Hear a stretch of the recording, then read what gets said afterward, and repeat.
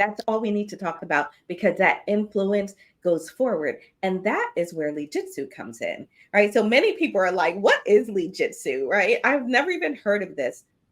LEADJITSU is the vision, artistry, and discipline of superb leadership. It is about giving you that roadmap, that navigation, so that you can find your way to that person that lives inside of you, that wants to do good, that wants to support. It's about having integrity. It's about dreaming big and bold. It's about dojo respect.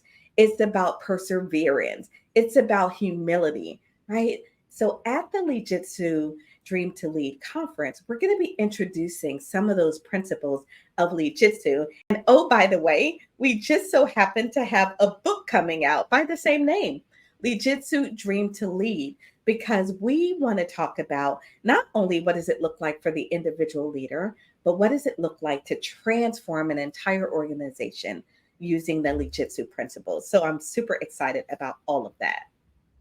I am too. Well, Rhonda, I will see you in Frisco, Texas, That's August 23rd at the Dream to Lead conference. I can't wait.